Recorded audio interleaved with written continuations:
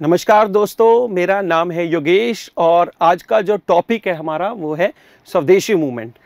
तो स्वदेशी का ये जो नारा है 115 साल पहले 7 अगस्त 1905 को उस वक्त के हमारे जितने भी क्रांतिकारी नेता थे उन्होंने अंग्रेज़ों के खिलाफ लगाया था।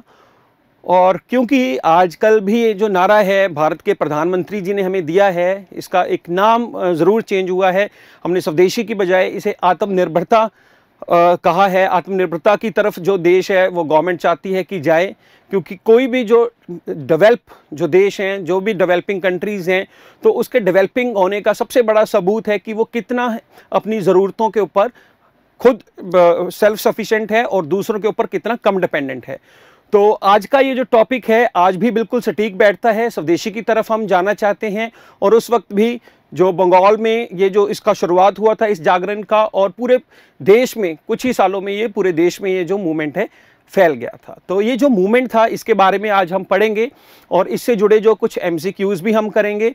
और ये जो MCQs हैं, ये जो टॉपिक है आपके जितने भी सरकारी एग्ज़ाम हैं, चाहे वो SSC के हों, CPO हो, चाहे वो CGL हो, MTS हो, CHSL हो, या फिर आपका दिल्ली पुलिस का एग्ज़ाम हो, या फिर EPFO हो, जितने भी स्टेट गवर्नमेंट के एग्ज़ाम हैं सभी में ये जो टॉपिक है हिस्ट्री पॉइंट ऑफ व्यू से बड़ा इम्पॉर्टेंट है। तो सबसे पहले इस टॉपिक का हम एक इंट्रोडक्शन ले लेते हैं। तो ये जो मूवमेंट था गांधी जी के आने से पहले का सबसे बड़ा मूवमेंट था। तो गांधी जी आपको पता है साउथ अफ्रीका से जो वापस आए थे वो आए थे 1915 में। 9 जनवरी 1915 को गांधी जी आए थे और उससे पहले देश में जो अंग्रेज़ों के खिलाफ माहौल बन चुका था उसकी शुरुआत 1905 में इसी जागरण से हुई थी। तो आपको पता है 1857 का जो विद्रोह था, जो हमारे यहाँ पर हम उसको आमतौर पे सैनिक विद्रोह, सिपाही म्यूटिनी बोल देते हैं। तो उसके बाद लगभग 50 सालों में कोई बड़ा विद्रोह या कोई ऐसा मूवमेंट नहीं था जिसमें पूरे भारतीय अंग्रेज़ों के खिलाफ होकर लड़े हों। तो ये स्वदेशी मूवमेंट ने, स्वदेशी के जागरण ने भारतीयों को फिर दोबारा से 50 साल बाद इकट्ठा कर दिया था। और बाद में फिर गांधी जी आए तो उन्होंने अलग अलग और भी मूवमेंट किए जिसमें अंग्रेज़ों के जो खिलाफ है एकजुट होकर भारतीयों ने मुकाबला किया। लेकिन इसका जो शुरुआत था 1857 के बाद 1905 में ही हुआ, क्योंकि 1885 में 1885 में जब कांग्रेस बनी या फिर दूसरी और जो पार्टीज बनी थी, तो कहीं ना कहीं 1905 से पहले वो ब्रिटिश पॉलिसीज़ के खिलाफ तो ज़रूर अपना जो नाराज़गी वो जाहिर करती थी, लेकिन ब्रिटिशर्स के जो खिलाफ है बहुत ज़्यादा किसी तरह का विद्रोह नहीं था। तो इस मूवमेंट में जहाँ पर उन्होंने पार्टीशन ऑफ बंगाल की बात की थी लॉर्ड कर्जन ने 1905 में, तो उसके जो खिलाफ है पूरा जो बंगाल है वो खड़ा हो गया। स्पेशली बंगाल के जो पढ़े लिखे जो लोग थे, क्योंकि बंगाल में ही सबसे ज़्यादा उस वक्त के पढ़े लिखे लोग थे, तो उन्होंने उसका विद्रोह किया और उनके खिलाफ, क्योंकि उनका जो मेन जो स्ट्रेंथ थी, कहा जाता है कि अंग्रेज़ों की मेन स्ट्रेंथ थी उनका आर्मी और उनका जो इकोनॉमिकल स्टेटस था, तो उनके इकोनॉमिकल स्टेटस को गिराने के लिए जो स्वदेशी का जो नारा था उस टाइम पीरियड के जो बड़े क्रांतिकारी लीडर थे उन्होंने दिया था। तो दोस्तों हम क्वेश्चंस की तरफ बढ़ते हैं ये स्वदेशी मूवमेंट से जुड़े, और बड़ा ही महत्वपूर्ण ये जो टॉपिक है हमारे हिस्ट्री पॉइंट ऑफ व्यू से, मॉडर्न हिस्ट्री से। तो पहला क्वेश्चन है कि ये जो मूवमेंट था इट वाज लॉन्च्ड, उसके रीजंस क्या क्या थे। तो इन्होंने कहा है, पहला जो ऑप्शन है protest against the division of Bengal. जैसे मैंने अभी बात की कि उस वक्त के जो इंडिया के वॉइस रॉय थे, तो उन्होंने अनाउंस कर दिया था कि बंगाल को हम, क्योंकि उसकी पॉपुलेशन बहुत ज़्यादा है तो वहाँ का एडमिनिस्ट्रेशन संभालना उनके लिए बड़ा मुश्किल हो रहा है, तो उन्होंने अनाउंस कर दिया था कि हम ऑफिशियली 1905 में 16 अक्टूबर को बंगाल का पार्टीशन करने जा रहे हैं। दूसरा ऑप्शन है कि प्रोटेस्ट अगेंस्ट जलियांवाला बाग मैसाकर। तो ये जो इस वजह से हुआ क्योंकि जलियांवाला बाग में जो मैसाकर हुआ था जहाँ पर हज़ारों लोगों की डेथ्स हुई थी, तो उसके विरोध में ये हुआ था। लेकिन हमें पता है कि जलियांवाला बाग कब हुआ, ये तो 1919 की बात है, ठीक है। तो 1919, लेकिन स्वदेशी तो हमें पता है 1905 में हुआ था, due to the failure of British government to introduce responsible government in India. तो ऐसी कोई डिमांड अभी तक नहीं थी इंडियंस की कि आप यहाँ पर कोई रिस्पॉन्सिबल गवर्नमेंट बनाएं, ठीक है। तो चौथा है to encourage people to buy local goods, ठीक है, कि लोगों को जो लोकल गुड्स है उसको खरीदने के लिए इनकरेज किया जाए। तो जो लोकल प्रोडक्ट्स को ज़्यादा से ज़्यादा खरीदा जाए, ये उसका मोटिव ज़रूर था स्वदेशी मूवमेंट का। लेकिन स्वदेशी मूवमेंट लॉन्च इस वजह से नहीं हुई थी। वो लॉन्च किस वजह से हुई थी? क्योंकि बंगाल की जो पार्टीशन थी वो बिल्कुल बेबुनियाद थी, और इतना जो एजुकेशनिस्ट जो लोग थे भारत के, उनको पता था कि कहीं ना कहीं ये हमारा जो डिवाइड एंड रूल की पॉलिसीज़ के हिसाब से भारत के जो हिंदू हैं और जो मुस्लिम जो भाई हैं उनको बांटने के कारण, उनको बांटने के लिए ये जो बंगाल की पार्टीशन की जा रही है, तो उस वजह से ये जो मूवमेंट है लॉन्च हुआ था। और कब हुआ था? अभी आपको पता है, 7 अगस्त 1905 में हुआ था। ठीक है, तो इसका जो आंसर है वो क्या है?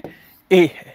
ठीक है, सेकंड जो हमारा क्वेश्चन है, स्वदेशी movement was launched on, I already told you इसका जो टाइम पीरियड है, क्योंकि आज इससे 115 साल पूरे हुए हैं, तो 7 अगस्त 1905। ठीक है, 7 अगस्त 1905।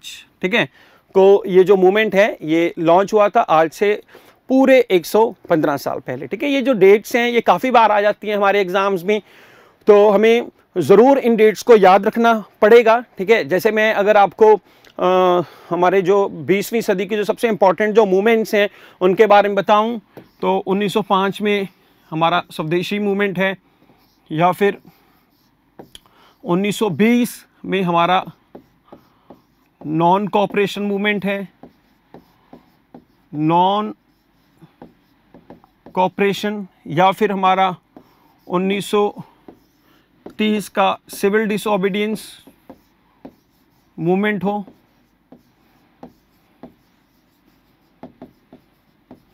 या फिर हमारा 1942 का क्विट इंडिया मूवमेंट हो। ठीक है, तो ये गांधी जी की 3 मूवमेंट्स हैं। ठीक है, इसके अलावा भी बहुत सारी जो मूवमेंट्स हैं उनके टाइम पीरियड, या फिर जो अलग अलग पार्टीज बनी उनके टाइम पीरियड, या अलग अलग जो अंग्रेज़ों के खिलाफ या अंग्रेज़ों द्वारा जो भी मसाकर्स हुई, तो उनके जो टाइम पीरियड है हमारे लिए बड़े इंपॉर्टेंट है। लेकिन अक्सर आ जाया करता है गांधी जी की ये जो मूवमेंट्स हैं उनके बारे में, चाहे वो हालांकि मैंने लिखा नहीं, 1917 का चंपारण हो, चाहे 1918 का खेड़ा हो, तो सभी के जो टाइम पीरियड हैं तो वो आपको याद होनी चाहिए। क्योंकि आज अभी स्वदेशी के ऊपर बोल रहे हैं, तो बाकी मैं किसी ज़्यादा टाइम वेस्ट नहीं करूँगा आपका दूसरी मूवमेंट्स के ऊपर। तो 7 अगस्त 1905 की मैंने बात की है। ठीक है, नेक्स्ट जो क्वेश्चन है हमारा वो है कि उस टाइम पीरियड में जब ये स्वदेशी का जो नारा आया, हमारे वाइस रॉय कौन थे? ठीक है, वाइस रॉय का मतलब है जैसे आज प्रेसिडेंट होते हैं। ठीक है, तो ये जो प्रेसिडेंट हैं उस टाइम पीरियड में वाइस रॉय थे, और 1857 से पहले इसी वाइस रॉय को हम गवर्नर जनरल ऑफ इंडिया भी कहा करते थे, जो उससे भी पहले गवर्नर जनरल ऑफ बंगाल था। तो क्योंकि अभी आज हम बात कर रहे हैं स्वदेशी की, तो मैं इधर उधर नहीं जाऊंगा। तो स्वदेशी के टाइम पीरियड में तो हमारे जो गवर्नर जनरल थे वो कौन थे? वो लॉर्ड कर्जन थे। ठीक है, तो ये लॉर्ड कर्जन हैं।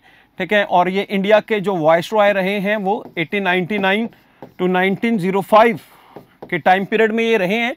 और 1905 की इनका जो ये फैसला था जिसमें बंगाल को इन्होंने अपना जो कैपिटल है जो बंगाल को इन्होंने पार्टीशन कर दिया था। और इनका एक और फैसला था कि इनके इसकी वजह से जब मूवमेंट बहुत बड़ा हो गया, गवर्नमेंट के खिलाफ बहुत बड़ा विद्रोह हुआ, तो बाद में क्योंकि इस वक्त तक भारत की जो कैपिटल थी वो भी कलकत्ता थी, तो बाद में 1911 में जाके तो ये जो अंग्रेज गवर्नमेंट थी उनको ये पार्टीशन भी कैंसिल करनी पड़ी, और बाद में कैपिटल भी कलकत्ता से दिल्ली शिफ्ट करनी पड़ी। तो ये जो मूवमेंट था एक तरह से अगर मैं देखूं तो काफ़ी कामयाब था, क्योंकि ये जिस पर्पज़ की वजह से हुआ था 6 साल के बाद 1911 में, वो जो पर्पज़ थे वो उनको अपने जो फैसले थे जो अंग्रेज़ गवर्नमेंट को वापस लेने पड़े। और मैं कहूँगा कि पूरा जो भारत था, स्पेशली जो बंगाल था, पूरी तरह से एकजुट होकर इस मूवमेंट में अंग्रेज़ों के जो खिलाफ है इकट्ठा होकर लड़ा। तो इसके अलावा जो दूसरे वॉइस रॉयज हैं, ठीक है, तो उनके भी इनके टाइम पीरियड्स बड़े इंपॉर्टेंट हैं। हालांकि इनको डिटेल में भी हमें करना पड़ेगा, किसी और मैं वीडियो में आपको डिटेल में पूरे के पूरे वॉइस रॉयज कराऊंगा। तो वैसे जो इरविन है, इरविन का जो टाइम पीरियड रहा है वो 1926 से 1931 रहा है। फिर विलिंगटन है, ये 1931 से 1936 का टाइम पीरियड रहा है। और जो लॉन्सडाउन है ये 1888 टू 1893 तक का जो टाइम पीरियड है इनका रहा है। तो इनके टाइम पीरियड और इनके टाइम पीरियड में हुई जो सबसे बड़ी एक्टिविटीज़ हैं वो हमें ज़रूर याद रखनी है, ठीक है। तो स्वदेशी मूवमेंट 1905 पे कौन था? लॉर्ड कर्जन था, ठीक है। फिर नेक्स्ट क्वेश्चन है हमारा, who among the following is not the chief architecture of स्वदेशी मूवमेंट, ठीक है। तो क्योंकि आपको मैं इंट्रोडक्शन में बता चुका हूं कि जो उस टाइम पीरियड के नेता थे तो पॉलिसीज़ के खिलाफ तो ज़रूर थे, लेकिन कोई बहुत ज़्यादा वो ब्रिटिशर्स को बाहर निकालने के लिए उस पर्पस से नहीं लड़ रहे थे। लेकिन 1905 का ये जो क्रांतिकारी टाइम पीरियड था तो उसके बाद मूवमेंट चला, ठीक है। अंग्रेज़ों का सामान भी नहीं खरीदना, उनके साथ काम भी नहीं करना और उनको देश के बाहर आपको बाहर करना है। तो इस टाइम पीरियड में ये जो स्वदेशी का जो नारा था ये पूरे भारतवर्ष में फैला और जो कांग्रेस के कुछ लीडर्स थे, स्पेशली मैं बात करूंगा लाल बाल पाल और औरोबिंदो घोष की, ठीक है। तो ये रेवोल्यूशनरी लीडर्स हुए उस टाइम पीरियड के। लाल का मतलब है लाला लाजपत राय, बाल का मतलब है बाल गंगाधर तिलक और पाल का मतलब है बिपिन चंद्र पाल और औरोबिंदो घोष, ठीक है। ये वही औरोबिंदो घोष हैं जिन्होंने वंदे मातरम का इंग्लिश वर्जन लिखा, ठीक है। तो ये भी क्वेश्चन कभी कभार आ जाता है, ठीक है। वंदे मातरम आपको पता है वैसे बंकिम चंद्र चटर्जी ने लिखा था, तो उसका इंग्लिश वर्जन लिखने वाले औरोबिंदो घोष थे। तो ये लीडर्स थे, इनको एक्सट्रीमिस्ट लीडर्स माना जाता था, क्रांतिकारी गर्म दल माना जाता था और स्वदेशी मूवमेंट में इनका बहुत बड़ा रोल था, ठीक है। तो इसमें पूछा है कि कौन नहीं था स्वदेशी मूवमेंट से जुड़ा हुआ, तो औरोबिंदो घोष थे, ठीक है। एम.के. गांधी तो आए ही नहीं थे, ठीक है। तो गंगाधर तिलक, बिपिन चंद्र पाल ये थे। तो हमारा जो करेक्ट आंसर है वो करेक्ट आंसर क्या है हमारा? एम.के. गांधी, क्योंकि जो गांधी हैं, गांधी तो 1893 से लेकर 1915 तक इंडिया में थे ही नहीं, ठीक है। तो 1915 तक वो कहाँ थे? वो साउथ अफ्रीका में थे, ठीक है। तो वापस आए थे वो 9 जनवरी को, जिस दिन हम NRI डे ऑब्जर्व करते हैं, ठीक है। तो हमें कभी कभार जो क्वेश्चन है वो समझना है, अगर ये नॉट ना होता तो आंसर कुछ और होता। अब नॉट है तो गांधी है, गांधी से पहले का ये मूवमेंट है, तो गांधी इसका आंसर है, ठीक है। नेक्स्ट क्वेश्चन है हमारा, स्वदेशी बंधब समिति, ठीक है। ये बंगाल में बनी एक समिति थी, ठीक है। और वहाँ के एजुकेशनिस्ट बहुत पढ़े लिखे एक नेता थे जिनका नाम था A.K. दत्त, ठीक है, हमारे अश्विन कुमार दत्त। तो इन्होंने इस समिति को बनाया था और इसका जो पर्पस भी वही था जो स्वदेशी जागरण का जो पर्पस था। और पर्पस क्या था कि ज़्यादा से ज़्यादा जो इंडियंस हैं वो सेल्फ डिपेंडेंट हों और जो भी विदेशी चीज़ें हैं, जो भी फॉरेन गुड्स हैं, उनको हम बॉयकॉट करें, ठीक है। तो स्वदेशी बंधब समिति के इसके जो फाउंडर थे वो कौन थे? अश्विन कुमार दत्त जी थे। ये भी एक बंगाली एजुकेशनिस्ट थे और इन्होंने भी स्वदेशी को बढ़ाने में बहुत बड़ा इनका भी योगदान रहा है। फिर नेक्स्ट क्वेश्चन है हमारा, who was the president of Indian national Congress during the स्वदेशी मूवमेंट?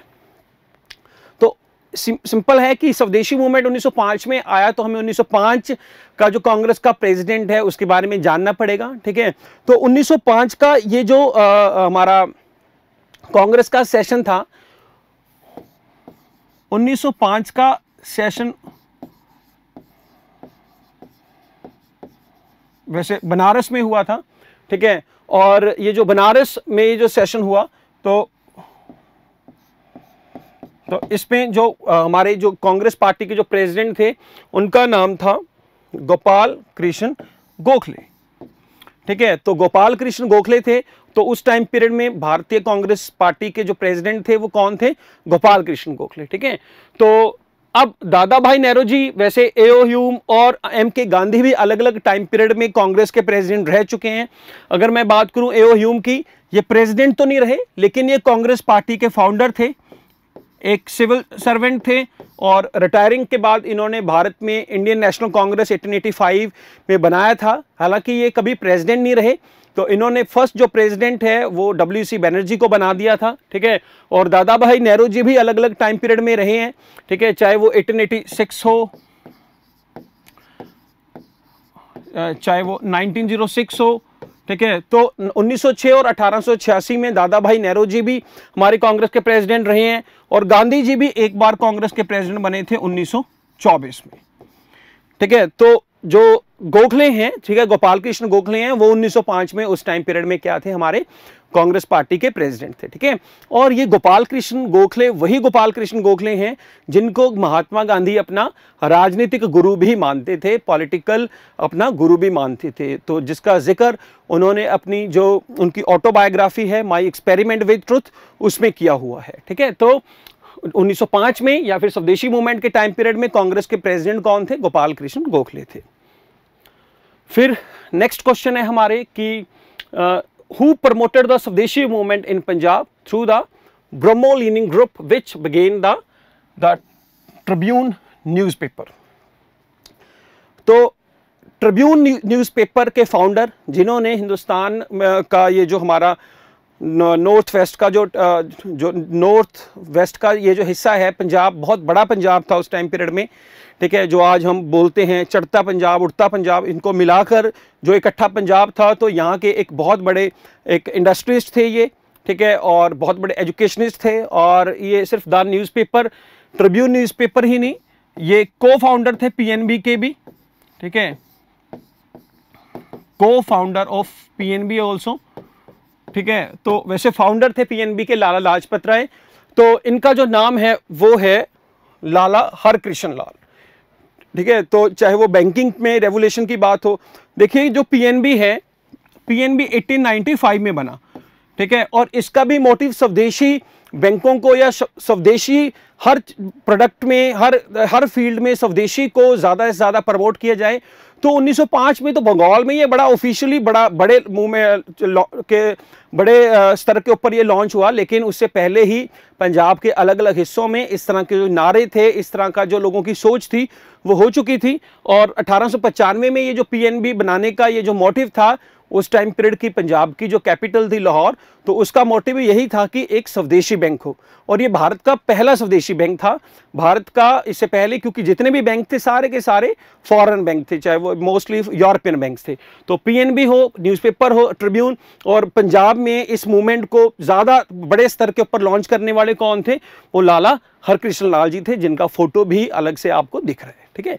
हाँ जी। तो 8वां जो क्वेश्चन है हमारा वो है कि हु सपोर्ट द स्वदेशी movement during the Banaras session of the Indian national Congress. तो 1905 का ये जो सेशन था कहाँ पर हुआ था, बनारस में हुआ था। और हम ऑलरेडी पढ़ चुके हैं कि 1905 में जो कांग्रेस के प्रेसिडेंट थे वो कौन थे, गोपाल कृष्ण गोखले थे। ठीक है। तो उन्होंने सपोर्ट किया, तो हमारा जो आंसर है वो क्या है, गोपाल कृष्ण गोखले है। ठीक है। हालांकि जो तिलक जी थे या बाल गंगाधर तिलक, लाला लाजपत राय, तो वो तो ऑलरेडी चाहते ही थे। ठीक है। लेकिन उसको जो सपोर्ट किया वो गोखले जी ने भी किया था। हालांकि वो मॉडर्न लीडर्स में से माने जाते हैं, वो नरम दल के जो नेता माने गए थे, लेकिन उन्होंने भी इस मूवमेंट को लॉन्च किया था। और उनकी इंटेंशन थी कि बहुत ही अहिंसा के तरीके से जो इस मूवमेंट को अंग्रेज़ों के जो खिलाफ है वो किया जाए। हालांकि बाद में इस वजह से जो पूरी जो भारतीय नेशनल कांग्रेस थी वो दो हिस्सों में बटी 1907 के सेशन में, और जिसको हम एक मॉडर्न और एक एक्सट्रीमिस्ट ग्रुप बोल देते हैं। और जो मॉडर्न था उसमें चाहे दादा भाई नेहरू जी हों, चाहे गोपाल कृष्ण गोखले हों, लेकिन स्वदेशी मूवमेंट को हर एक जो नेता ने प्रमोट किया और अपनी जो पूरे बड़े स्तर के ऊपर पूरे ज़ोरों शोरों से इस मूवमेंट को कामयाब करने के लिए उन्होंने अपना योगदान दिया। नेक्स्ट जो क्वेश्चन है हमारा वो है कि who amongst the following was not an extremist. ठीक है। तो एक्सट्रीमिस्ट कौन थे वो हमें ऑलरेडी पता है, लाल बाल पाल और औरोबिंदो घोष। ठीक है। तो बिपिन चंद्र पाल, ठीक है, ठीक है, तो ये हैं हमारे, ठीक है, औरोबिंदो घोष, बाल गंगाधर तिलक, तो बाल गंगाधर तिलक। ठीक है। तो गोपाल कृष्ण गोखले हैं, ये कौन थे, ये मॉडरेट्स थे। ठीक है। तो ये हमारे मॉडरेट लीडर थे, ये हमारे नरम दल के नेता थे, और इनके साथ दादा भाई नेहरू जी भी थे। तो 1907 में जाकर कहीं ना कहीं जो इन दोनों जो ग्रुपों में काफ़ी विवाद पैदा हुआ, और जो ये 1907 का जो सेशन था सूरत में, जिसमें रास बिहारी घोष जो कांग्रेस पार्टी के प्रेसिडेंट थे, तो उनका भी बड़ा योगदान रहा। ठीक है, तो यहाँ पर मैं बात कर लूँ कि जो कांग्रेस के अलग अलग सेशंस आपको याद रखने पड़ेंगे, इनके प्रेसिडेंट याद रखने पड़ेंगे, चाहे वो 1885 का सेशन हो, 1886 का सेशन हो, 1887 का सेशन हो, 1896 का सेशन हो, 1905, 1906, 1907 या फिर 1911 हो जहाँ पर जो है पार्टीशन कैंसिल हुई और दिल्ली शिफ्ट हुई कैपिटल, या फिर 1916 का सेशन हो, लखनऊ का सेशन।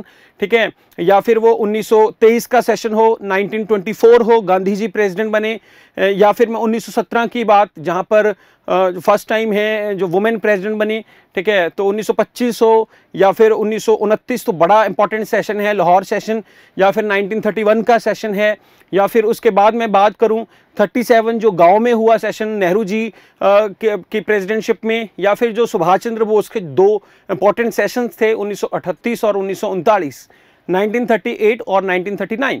तो ये सारे के सारे जो सेशंस हैं इनके वेन्यूज और ये जो प्रेसिडेंट हैं ये हमें याद करने पड़ेंगे। ठीक है, तो नेक्स्ट जो हमारा क्वेश्चन है वो है फाइंड द करेक्ट ऑप्शन। ठीक है, तो हम 9 क्वेश्चन हमारे हो चुके हैं, तो लास्ट क्वेश्चन है हमारा कि इनमें से आप करेक्ट ऑप्शन बताइए कि जो स्वदेशी मूवमेंट थी, ठीक है, वो एक एंटी पार्टीशन मूवमेंट थी, बिल्कुल, क्योंकि बंगाल की पार्टीशन की थी कर्जन ने, तो उसके खिलाफ है जो पूरा बंगाल है वो एकजुट हो गया था। ठीक है, उस वजह से स्वदेशी मूवमेंट लॉन्च हुआ। फिर दूसरा, the government decision for partition was made public in 1903, तो 1903 में जो उन्होंने अनाउंस कर दिया था। ठीक है, हालांकि ऑफिशियल जो टाइम पीरियड था इसका वो 16 अक्टूबर 1905 था। ठीक है, फिर the official reason of administration differed from the actual reason. ठीक है, तो अब जो एडमिनिस्ट्रेशन का जो उन्होंने रीजन दिया था कि ज्यादा आबादी होने की वजह से वो उसको बेटर चला नहीं पा रहे हैं, बट एक्चुअल रीजन क्या था उसका, वो यही था कि वहां पर जो नेशनलिज्म था वो बढ़ रहा था। ठीक है, जो हिंदू मुस्लिम जो एकता थी वो बढ़ रही थी, तो उस एकता को, उस एकजुटता को, उस राष्ट्रवाद को खत्म करने के लिए इन्होंने बंगाल की पार्टीशन की। एक्चुअल रीजन यही था। ठीक है, और the western half was the Hindu dominated region, तो जो वेस्टर्न हाफ था वहां पर Hindu dominated region and the eastern half was the Muslim dominated region था। ठीक है, तो ईस्ट की तरफ ज्यादा जो मुस्लिम थे और वेस्टर्न की तरफ ज्यादा कौन थे, हिंदू डोमिनेटेड थे। तो ये चारों के चारों जो ऑप्शंस हैं वो ठीक हैं, तो हमारा जो आंसर होगा वो क्या होगा, ऑल ऑफ द अबव होगा। ठीक है, तो दोस्तों ये जो हमारे 10 क्वेश्चंस हैं जो स्वदेशी मूवमेंट से जुड़े हुए मैंने आपको करवाए हैं, तो ये बड़े महत्वपूर्ण, बड़े इंपॉर्टेंट हैं, और आज 115 साल हुए हैं इस बड़ी ही ऐतिहासिक जो मूवमेंट को, तो मुझे लगा कि शायद ये ऐतिहासिक तौर पे भी और हमारे जीके पॉइंट ऑफ व्यू से भी बड़ा इंपॉर्टेंट पर्व है, और इसके ऊपर हमें एक वीडियो भी बनानी चाहिए और इसके ज़्यादा से ज़्यादा इसके बारे में जानना चाहिए। ठीक है, और अंत में मैं आपको कहना चाहूँगा, ठीक है, तो अगर आप किसी भी पर्पस के लिए, किसी भी उद्देश्य के लिए लगातार प्रयास करते रहें, तो एक दिन ऐसा जरूर आता है कि आप उसमें सफल जरूर हो जाते हैं। ठीक है, तो आज के इस कोट से मैं इस वीडियो को खत्म कर रहा हूं, और उम्मीद है कि आप हमारी जो सभी वीडियोस की तरह इस वीडियो को बड़ा प्यार देंगे, ज़्यादा से ज़्यादा लोग सब्सक्राइब करेंगे, व्यू करेंगे, और ऐसे ही हम आगे भी आपके लिए जो भी इंपॉर्टेंट जो वीडियोस हैं, पीपीटीज हैं, हमारे जीके पॉइंट ऑफ व्यू से, हमारे एग्जाम पॉइंट ऑफ व्यू से, वो लेके आते रहेंगे। थैंक यू, जय हिंद।